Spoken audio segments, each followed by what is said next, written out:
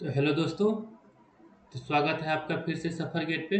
तो जैसे कि इससे पिछले वाले वीडियो में मैंने आपको ऑपरेशन ऑन सिग्नल बताया था कंटिन्यूअस टाइम सिग्नल के लिए। तो कंटिन्यूअस टाइम सिग्नल के लिए पूरे हम लोग कवर कर लिए थे एक एक करके, मतलब एम्पलीट्यूड स्केलिंग, एम्पलीट्यूड रिवर्सल, जो भी चीज़ें थी, time scaling, time shifting, time reversal और मतलब मिक्स ऑपरेशन, जो भी थी सारी चीज़ें मैं एक एक करके आपसे डिस्कस कर लिया था। ठीक है।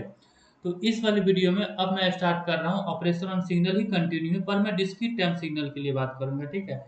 एक चीज मैं आपको बताता हूँ कि सबको लगता रहता है कि डिस्क्रीट टाइम सिग्नल पे ऑपरेशन करना या कोई भी चीज इसका एनर्जी पावर निकालना ये सब डिफिकल्ट होता है, लेकिन नहीं, मैं बता रहा हूँ कि डिस्क्रीट टाइम सिग्नल पे आसान होता है।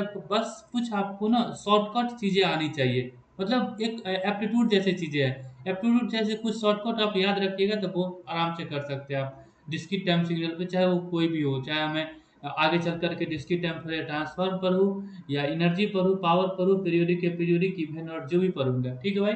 चलो, तो आज मैं स्टार्ट करता हूँ, मतलब डिस्क्रीट टाइम सिग्नल पे ऑपरेशंस के बारे में बताता हूँ। तो इससे पिछले वाले वीडियो में मैंने आपको बताया था, दो वीडियो पहले, कि डिस्क्रीट टाइम सिग्नल को तीन तरीके से रिप्रेजेंट कर सकते हैं। आज मैं चार तरीका बताता हूँ। सबसे पहला ग्राफिकल रिप्रेजेंटेशन। तो ग्राफिकल रिप्रेजेंटेशन से तो दिख रहा है, तो आप ग्राफिकली रिप्रेजेंटेशन को देख करके मैथमेटिकल रिप्रेजेंटेशन भी लिख सकते हैं। कैसे? देखिए, एक चीज तो आपको पता है ना कि डिस्क्रीट टाइम सिग्नल जो होता है वो एन के इंटीजर वैल्यू पर ही डिपेंड होता है, मतलब ओनली इंटीजर पे। अगर इंटीजर नहीं होगा तो वहां पे वैल्यू मतलब जीरो होगी। अगर इसी इनके एक्स ऑफ एन सिग्नल में मैं बोलूँ एन इक्वल टू 1.5 पे वैल्यू कितना होगा, तो बाय डिफॉल्ट बोलिएगा आप आंख बंद करके इस पे एक्स ऑफ एन की वैल्यू जीरो होगी। क्यों? क्योंकि जो मतलब डेसिमल नंबर है उस पे वो डिफाइंड ही नहीं है सिग्नल, सिर्फ इंटीजर वैल्यू पे डिपेंड होता है। ठीक है भाई। तो चलो, ये इसका ग्राफिकल रिप्रेजेंटेशन। ग्राफिकल को देख करके मैं मैथमेटिकल लिख सकता हूँ। कैसे? एन का वैल्यू -2, -1, 0, 1, 2 पर डिफाइंड है, तो वही मैं लिख दिया -2, -1, 0, 1, 2 पे ये वैल्यू है।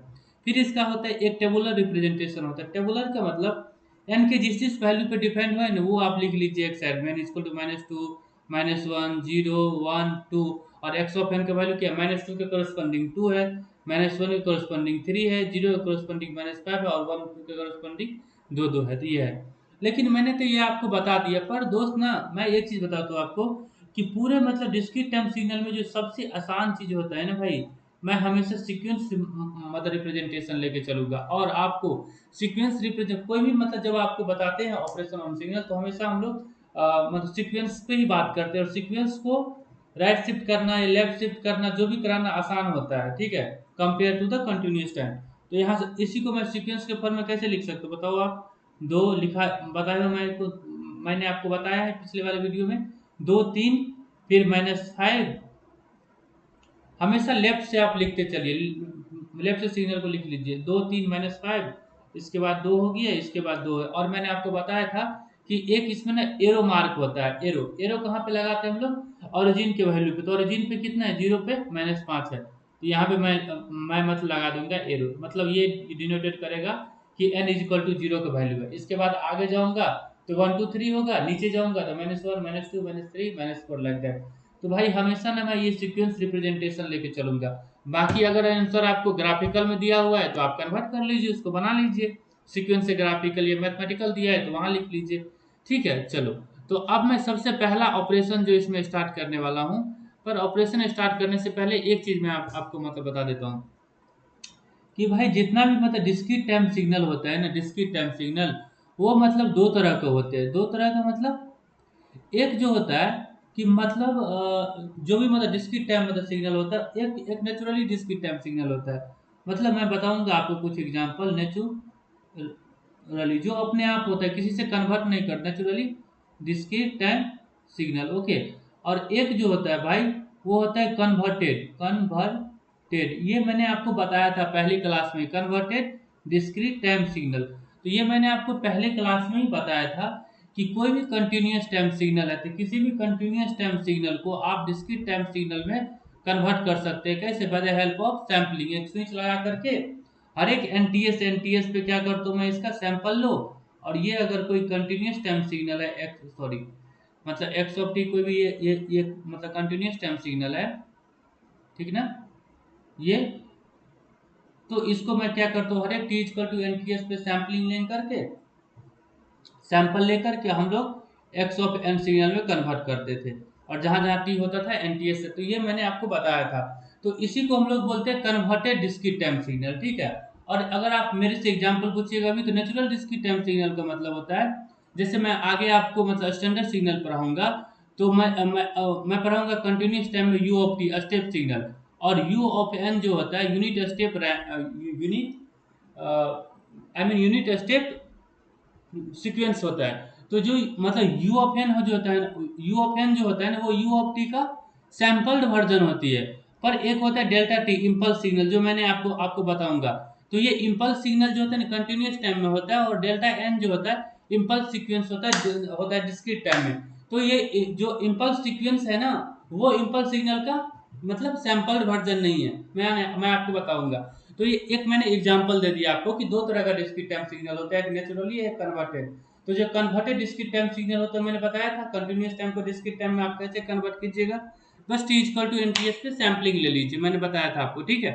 और पहली चीज एक होता है नेचुरली, नेचुरल जो मतलब होता है अपने आप। जैसे आप मेरे से पूछिएगा तो यू ऑफ एन जो होता है यू ऑफ टी का सैंपल वर्जन होता है, लेकिन डेल्टा ऑफ एन जो मतलब इम्पल्स सीक्वेंस होता है, वो इम्पल्स सिग्नल का सैंपल वर्जन नहीं होता है, ठीक है भाई। चलो, तो मैं ये आपको बताया। अब मैं स्टार्ट करता हूँ यहाँ से ऑपरेशन ऑन सिग्नल। तो ऑपरेशन ऑन सिग्नल पे सबसे पहला मैं ऑपरेशन बात करने वाला हूँ भाई, amplitude scaling, just same means everything I will cover here same, just like from the continuous time signal।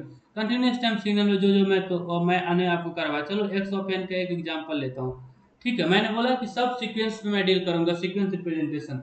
बाकी आंसर अगर ग्राफिकल दिया है तो ग्राफिकल में आप कन्वर्ट कर लीजिए, बना लीजिए। चलिए, तो यहाँ पे -3, 5 और 2, ये मान लीजिए इस एक्स ऑफ एन में तीन सीक्वेंस है, और ये ओरिजिन की वैल्यू है। ये इस पे मैं एरो लगा दिए, ओरिजिन है, तो ये n इक्वल टू 0 हो जाएगा, ये n इक्वल टू 1 हो जाएगा, और ये सॉरी मैं एरो नहीं लगाऊंगा दोबारा, नहीं तो आपको कंफ्यूजन हो जाएगा, ठीक है भाई। चलो, तो जहां पर भी एरो होगी वो n मतलब n इक्वल टू 0 की वैल्यू है, ये n इक्वल टू 1 की वैल्यू है, और ये n इक्वल टू 2 की वैल्यू है, ठीक है। चलो, तो एम्पलीट्यूड स्केलिंग क्या होता है? एम्पलीट्यूड स्केलिंग में एक्स ऑफ एन वर्सेस, इसका प्रोसेस ये होता है कि एक्स ऑफ एन वर्सेस जो एन होगा ना, वो आपको गिवन होगा, ठीक है। ये आपको गिवन है, आपको फाइंड क्या करना है? आपको फाइंड करना है के into X of N versus N. ये ना आपको मतलब प्लॉट करना है, क्या करना है, ये चीजें आपको मतलब प्लॉट करना है। तो कैसे कीजिएगा बताइए। चलिए, ये तो एक्स ऑफ एन आपको दे दिए एग्जांपल, एग्जांपल पे लेके मैं क्या करता हूँ, एक मैं सिग्नल मान लेता हूँ वाई ऑफ एन बराबर, मेरे को क्या निकालना है, 3 इंटू एक्स ऑफ एन निकालना है। तो मैंने आपको बताया था just like a continuous time signal, जहां जहां बस आप क्या कीजिए, एक्स ऑफ एन लिख लीजिए, जहां जहां हाइट है ना, जो जो इसका एम्पलीट्यूड है, उस सब में 3 से मतलब मल्टीप्लाई कर दीजिए।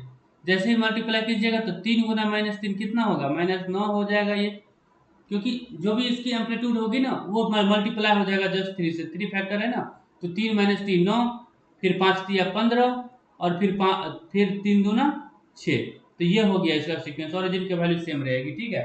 अब मैंने आपको बताया था कि कंटिन्यूस टाइम सिग्नल में अगर मैं इस एक्स ऑफ एन का एरिया की बात करूंगा, एरिया का मैं आपको दिखाता हूं अंतर, इसका एरिया की बात करूँ, ए4 एरिया, ओके, तो कितना होगा बताइए। मैंने आपको बताया था एरिया निकालने के लिए जितने भी सैंपल है, सारे सैंपल को आप ऐड कर दीजिएगा, तब डिस्क्रीट टाइम सिग्नल का एरिया निकल जाएगा। तो सबको ऐड कीजिए आप, -3 + 5 + 2, मतलब -3 + 5 + 2, तो इसका एरिया कितना होगा भाई, 5 और 7 में से 3 गया, तो इसकी 4 होगी एरिया, ठीक है भाई। चलो, आप जो सिग्नल एम्पलीट्यूड स्केलिंग के थ्रू निकाले 3 इंटू एक्स ऑफ एन, वो इतना है। अगर मैं पूछूं आपको वाई ऑफ एन, जो भी आप मतलब 3 एक्स ऑफ एन जो आप निकाले, इसका एरिया बताइए कितना होगा, कितना होगा बताइए आप। तो आप मेरे से डायरेक्ट बोलिए कि सर आप इसको जोड़ दीजिए, मैं जोड़ दूंगा तो कितना होगा, 15 × 6 = 21, 21 में से 9 गया तो कितना हो गया भाई, 12 हो गया ना, मतलब 12, मतलब मैं यूनिट के फॉर्म में तो 12 यूनिट एरिया है।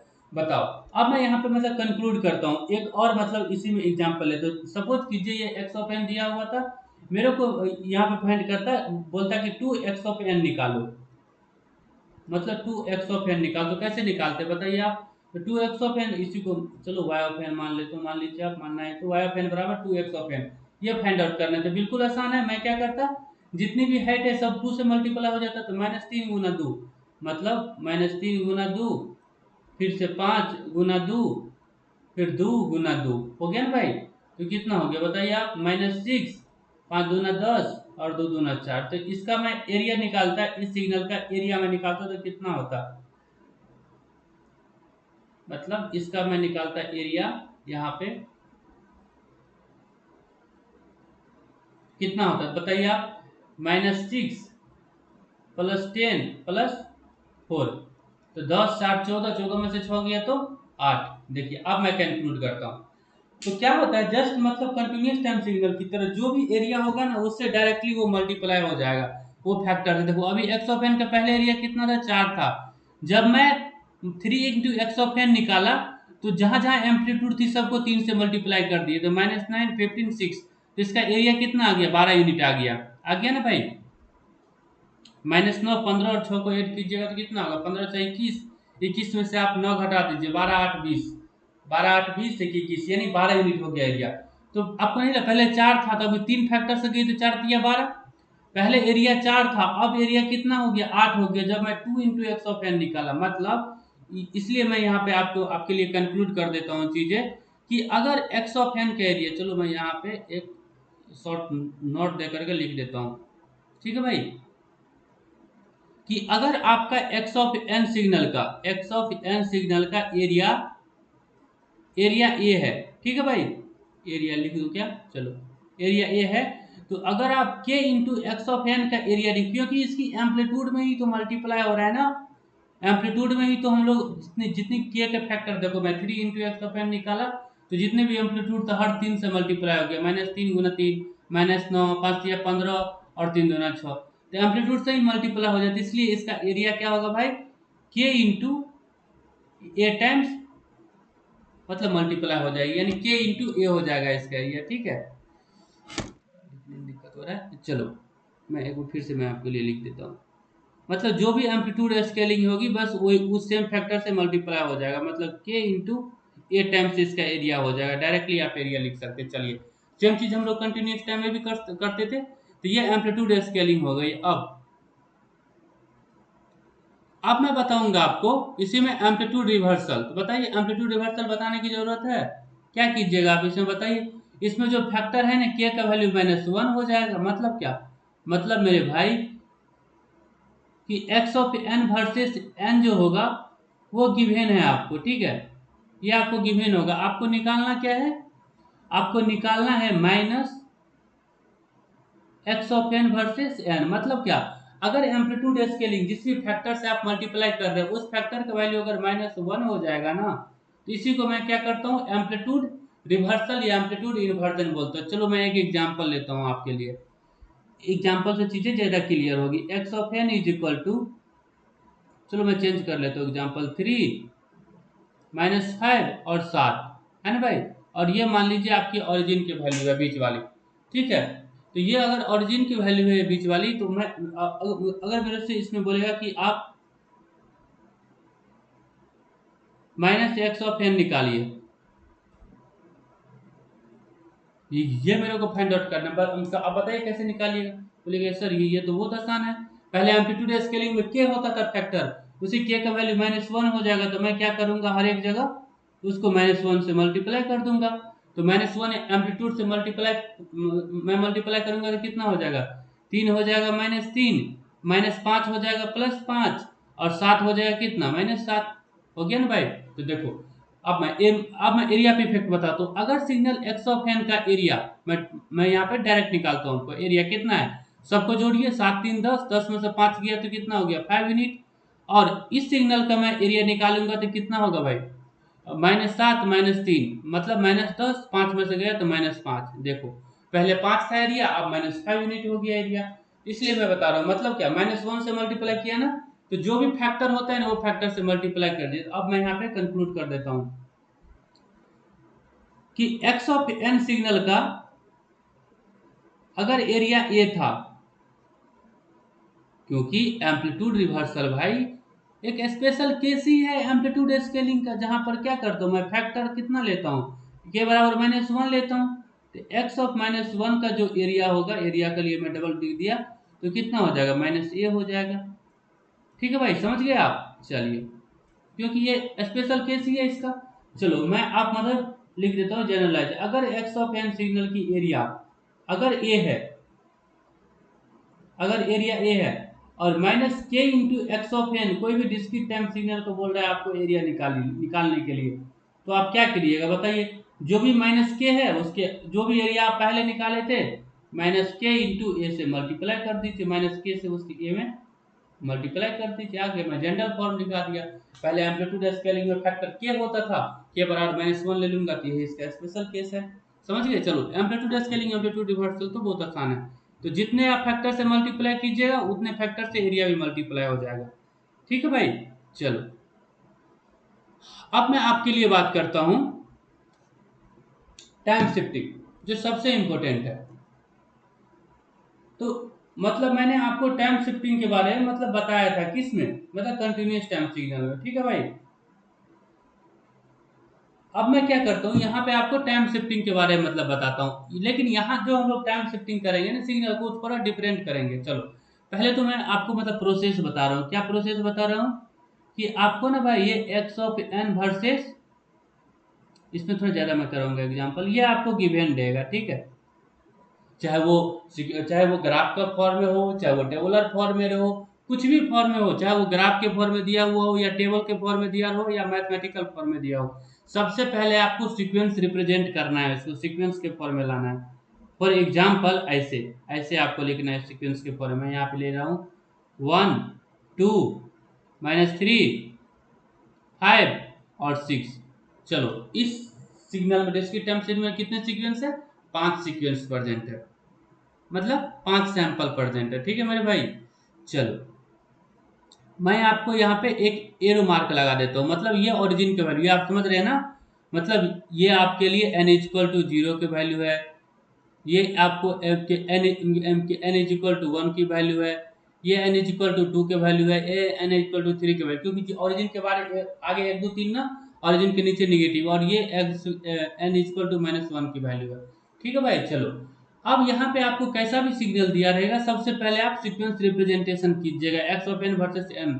अब देखिए, अब इसमें ना आपको दो चीज बोलेगा प्लॉट करने के लिए कि X of N plus N naught versus N, और एक चीज आपको बोलेगा वो X of N minus N naught. तो वो तो मैं आपको बताया था भाई, बताया था ना कि X of N plus N naught का मतलब क्या होता है, ये एडवांस होता है या डिलेड होता है। मैंने आपको कंटिन्यूस टाइम में बताया था। सेम चीज यही भी होता है, अगर प्लस होगा तो एडवांस होगा। मैंने आपको बताया था ना, सिग्नल प्लस है तो लेफ्ट साइड शिफ्ट होता है, एडवांस होता है। और अगर वो माइनस है, माइनस एन नॉट है, तो क्या हो जाएगा भाई, डिले हो जाएगा सिग्नल में, मतलब सिग्नल राइट की ओर शिफ्ट होगा। बस सेम चीज होता है, लेकिन मैं थोड़ा ट्विस्ट करूंगा यहाँ पे। चीजें क्या होता है भाई, यहाँ पे मैं क्या करता हूँ, चलो मैं पहले स्टेप में आपके लिए लिखता हूँ। स्टेप क्या है भाई, मैंने आप एक चीज तो जानते हैं, X of N plus N naught का मतलब क्या, प्लस का मतलब क्या था, आप तो यही पढ़े कि सिग्नल लेफ्ट साइड शिफ्ट होगा। ठीक है, लेफ्ट साइड शिफ्ट होगा, और इसका मतलब लेफ्ट साइड शिफ्ट होगा मतलब एडवांस। तो क्या करूंगा मैं, तो कंटिन्यूस टाइम सिग्नल में भाई एक चीज होता है कि वो सिग्नल कंटिन्यूस होता है ना, ग्राफ, मतलब टाइम में तो वो कंटिन्यूस होता है। तो कंटिन्यूस टाइम सिग्नल के ग्राफ को शिफ्ट करने में आसान रहता है, पर डिस्क्रीट टाइम सिग्नल में ग्राफ को शिफ्ट करना आसान नहीं रहता। इसलिए मैं यहाँ पे क्या करूंगा, ओरिजिन को शिफ्ट करूंगा, मतलब एरो को शिफ्ट करूंगा। कैसे, ये सिग्नल बोल रहा है लेफ्ट शिफ्ट करने के लिए, तो ओरिजिन को उतना राइट शिफ्ट करूंगा। चलो मैं पहले लिख देता हूँ आपको, फिर मैं आपको एग्जाम्पल के थ्रू क्लियर करूंगा। शिफ्ट एरो मतलब जो भी एरो ओरिजिन का वैल्यू है ना, उसको मैं शिफ्ट करूंगा। तो बताता हूँ आपको कैसे शिफ्ट करना है। Shift arrow,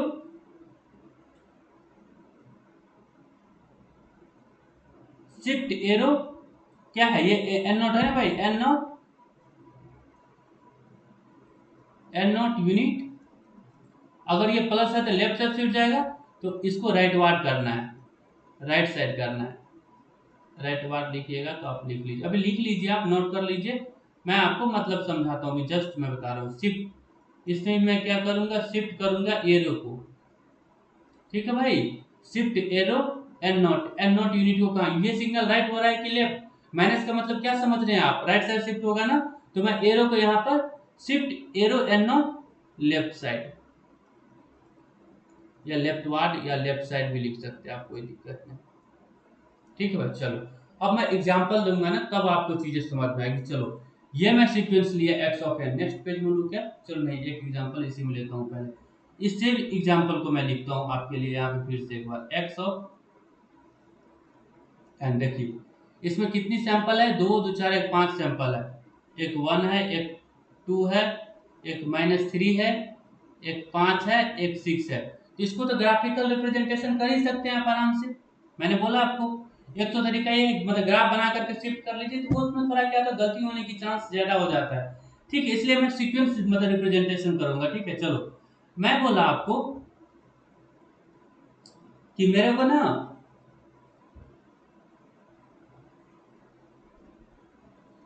x of N plus three बताइए, शिफ्ट करके बताइए मतलब कितना होगा, आप दिमाग लगे। चलिए अभी आप नोट नहीं करिए, सुनिए मेरा बात। अगर X of N plus three निकालना हो तो इससे क्या समझ रहे, प्लस है मतलब एडवांस होगा, सिग्नल किधर शिफ्ट होगा, लेफ्ट साइड।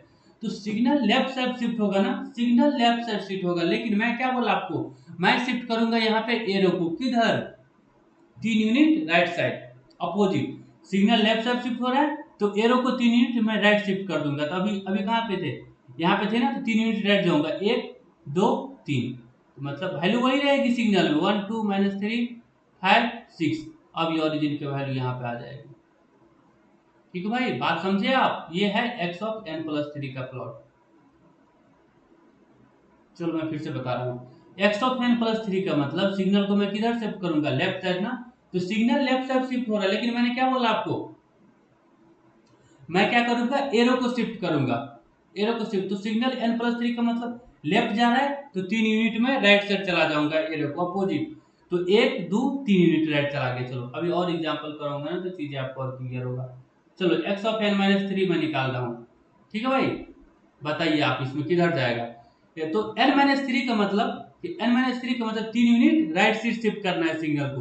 तो signal 3 unit right side shift करना है, लेकिन मैं एरो कर रहा हूँ, एरो आसान होता है ओरिजिन को शिफ्ट करना। तो मैं क्या करूंगा, 3 यूनिट लेफ्ट चला जाऊंगा, एरो को 3 लेफ्ट शिफ्ट करूंगा। तो बोलिएगा कि सर यहाँ तो ओरिजिन के बाद एक ही वैल्यू है, एक है। तो मैं आपको एक चीज यहाँ पे नोट की तरह नोट करके लिखाता हूँ, सुनो। देखिए अगर सिग्नल में वैल्यू प्रेजेंट नहीं होगी ना, अगर ये मतलब प्रेजेंट नहीं है तो नहीं है, तो इसका मतलब क्या, जीरो जीरो है। मतलब यहाँ पे क्या है, मतलब जीरो है, जीरो है, जीरो है, यहाँ भी जीरो है, इधर हर जगह जीरो जीरो है। यहाँ भी मैं जीरो जीरो मतलब जितना मन होगा उतना जीरो लगा सकता हूँ। ठीक है, तो आगे पीछे सिग्नल प्रेजेंट नहीं है, इसका मतलब क्या, जीरो जीरो हर जगह। तो देखिए आपको क्या चाहिए था, एक्स एन माइनस थ्री मतलब 3 यूनिट सिग्नल को राइट शिफ्ट शिफ्ट करना है, मतलब ओरिजिन को 3 यूनिट लेफ्ट करना है, इसके अपोजिट। बस यही आपको कीवर्ड याद रखना है। सिग्नल को राइट कर रहे हैं तो एरो को लेफ्ट करूंगा, अगर सिग्नल को लेफ्ट कर रहा हूँ तो एरो को राइट कर रहा हूँ। ठीक है, बस x of N minus three, signal को राइट शिफ्ट करना है पर उसका अपोजिट में एरो कर रहा हूँ, तो एरो को 3 यूनिट लेफ्ट करूंगा। 3 यूनिट देखिए आप, 1 2 3, यहाँ से करूंगा 0 0 1 2 -3 5 और 6। कितना आसान है, इसलिए मैं बोला इसमें कुछ शॉर्टकट हम लोग अपनाएंगे। शॉर्टकट से चीज आप ग्राफ को जाइएगा ना शिफ्ट करने, तो वो भी चीजें आसान होगी, पर वहां से ना थोड़ी मतलब आपके लिए मतलब डिफिकल्ट होगा थोड़ा, वो शिफ्ट करने में क्या होता है, कभी कभी दिक्कत हो जाता है, गलत हो जाता है, चांस गलत होने की ज्यादा होता है, गलत होता नहीं है, टाइम ज्यादा लगता है आपको। ठीक है, इसलिए मैंने बताया। देखो मैं एक्स ऑफ फिर से बताता हूँ, x of N minus three की मतलब 3 यूनिट राइट शिफ्ट करता है। तो मैं बोला कि आप एरो के 3 यूनिट लेफ्ट लेके चले जाइए। तो 1 2 और 3, यहाँ पे मैं ओरिजिन ला दिया, तो ये इसका रिप्रेजेंटेशन हो गया। मैं उम्मीद करता हूँ कि आप समझ रहे हैं। चलो मैं एक और आपके लिए एग्जांपल ले लेता हूँ, और मैंने एक की बात दिखाया कि सिग्नल अगर प्रेजेंट नहीं है इसके आगे पीछे तो जीरो है ना, नहीं है कुछ तो जीरो भर देंगे, जहां तक रिक्वायरमेंट है वहां तक लिख लेंगे उसको। ठीक है भाई, चलो अब देखो, अब मैं आपको एक चीज और इसमें बताता हूँ, एक और एग्जांपल कराता हूँ ताकि चीजें आपको और क्लियर हो। चलो अब आपको हमको उम्मीद करते हैं कि एक और एग्जांपल कराने के बाद चीजें क्लियर हो जाएगी। 2 3 -5 और 4। ठीक भाई, चलो यहाँ पे इस बार था, है ना, इस बार यहाँ पे है। अब मैं क्या कर रहा हूँ यहाँ पे, चलो एक सिंपल एग्जांपल लेता हूँ। पहले x of N plus one निकालना है, और एक बार एक्स ऑफ कि n माइनस वन निकालना, बताइए कैसे लिखिएगा, बताइए बताइए। अब तो आपको क्लियर है ना। X of N plus one का मतलब क्या है, एक यूनिट सिग्नल को लेफ्ट शिफ्ट करना है, सिग्नल को एक यूनिट लेफ्ट करना है। तो मैं क्या बोला कि एरो को आप इसके अपोजिट कीजिए, सिग्नल लेफ्ट जाएगा तो वन यूनिट राइट शिफ्ट कर लिए, जो एरो को ये वन है तो ये यहाँ पे चला जाएगा, टू थ्री माइनस फाइव और फोर। तो कितना एरो को राइट शिफ्ट करना है, वन यूनिट।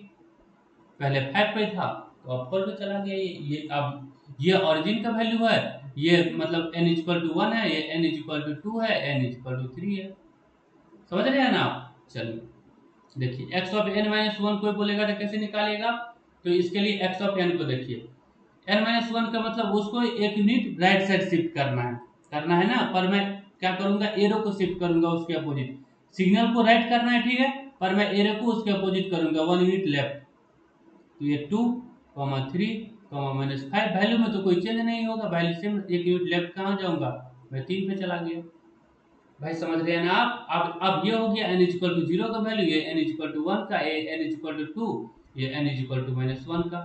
चलो मैं आपके लिए एक और एग्जांपल लेता हूँ, मान लीजिए बड़ा से एग्जांपल लेते, n प्लस फोर निकालना है, बताइए बताइए आप ही बताइए। तो आप बोलिएगा सर मेरे को n प्लस फोर निकालना है, इसका मतलब x ऑफ n सिग्नल को लेफ्ट साइड शिफ्ट करना है। तो मैं सिग्नल को तो शिफ्ट करने नहीं जाऊंगा, मैं एरो को चार यूनिट राइट शिफ्ट कर देता हूँ उसके अपोजिट, क्योंकि सिग्नल बोल रहा है कि मेरे को चार यूनिट लेफ्ट शिफ्ट कीजिए। तो मैं ग्राफ बनाऊंगा, फिर चार यूनिट लेफ्ट शिफ्ट करूंगा। इससे अच्छा होता है आसान कि एरो को चार यूनिट राइट कर दीजिए, अगर लेफ्ट बोल रहा है तो एरो को उसके अपोजिट डायरेक्शन में कीजिए, चार यूनिट। आप बोलिएगा कि ये टू थ्री वैल्यू में कोई चेंज नहीं होगा, पाँच माइनस पाँच चार। आप बोलिएगा सर यहाँ तो एक ही वैल्यू परसेंट है, तो मैं बोलूंगा भाई वैल्यू नहीं है परसेंट, तो जीरो जीरो है ना, कितना भी जीरो ले सकते हो, चार यूनिट जाना है तो एक दो तीन चार, तो यहाँ पे चली जाएगी, मतलब एरो यहाँ पे चल जाएगा, चार और दो गो जीरो यहाँ हो गई, ये आप ओरिजिन की वैल्यू हो गई। ये आप n इक्वल टू जीरो हो गए, n equal to one two sorry n equal to minus one की वैल्यू होगी, n equal to minus two की वैल्यू होगी, फिर ये माइनस थ्री पे है, ये फिर माइनस फोर, ये फिर माइनस फाइव, ये फिर minus six, n equal to value. ठीक है भाई, आप समझ रहे हैं ना। चलिए तो अब मैं क्या करूंगा, इसी में आपको बताऊंगा, ये x of n plus four है ठीक है। अब इसी में अगर चलो एक और एग्जांपल मैं आपके लिए लेता हूँ कि चलो अब अगर इसी में आप समझ गए हैं, आप x of n minus four लेता तब, अब तब बताइए क्या करते हैं आप। तो बोलते हैं आपकी sir x of n minus four निकालना है, इसका मतलब सिग्नल को चार यूनिट राइट साइड शिफ्ट करना है, तो चार यूनिट राइट साइड ना शिफ्ट कर करके एरो को चार यूनिट लेफ्ट आ जाएंगे। तो इसमें बोलिएगा तो पूछिएगा कि भाई इसमें दो ही वैल्यू है, तो मैं दो और ऐड कर दूंगा, दो जीरो दे दूंगा यहाँ पे, जीरो मन उतना ऐड कर सकते हो, तो वन टू थ्री और फोर। तो यहाँ पे वैल्यू तो सेम रहेगा, zero two three minus five और फोर। चलो अब मैं उम्मीद करता हूँ कि आप समझ गए हैं ठीक है। अब ये मतलब एन इक्वल, क्योंकि जो एरो होता है वो ओरिजिन की वैल्यू होता है, एन इक्वल टू जीरो की वैल्यू है, फिर ये एन इक्वल टू वन की वैल्यू है, फिर ये एन इक्वल टू टू, फिर थ्री फोर फिर फाइव, लाइक दैट फोर की वैल्यू। ठीक है भाई, आप ये समझ लिए ठीक है। चलिए तो टाइम शिफ्टिंग के बारे में हम लोग अच्छा से समझ लिए। अब टाइम शिफ्टिंग के बाद हम लोग जो मतलब डिस्कस करेंगे उसमें एक बार चेक कर लेता हूँ कि कितने देर में वीडियो हम लोग स्टार्ट किए हुआ होगी, क्योंकि 30-40 मिनट, चलो 30 मिनट हो गया ना ये वीडियो।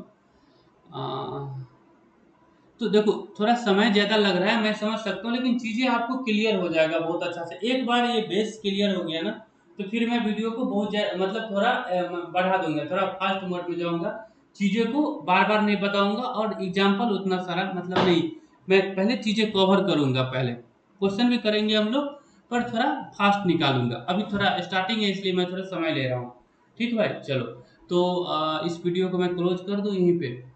ठीक है, इस वीडियो को क्लोज करके अभी आपसे तुरंत मिलते हैं फिर, और मैं टाइम स्केलिंग और क्योंकि एम्पलीट्यूड स्केलिंग, एम्पलीट्यूड रिवर्सल और टाइम शिफ्टिंग बात कर लिए, अब मतलब इसका टाइम स्केलिंग का मैं बात कर दो, टाइम स्केलिंग टाइम रिवर्सल, और फिर मैं बात करूंगा आपसे मतलब मिक्स्ड ऑपरेशन कैसे लगाएंगे। ठीक है भाई चलो, मिलता हूँ तुरंत आपसे दूसरे वीडियो में। Thank you.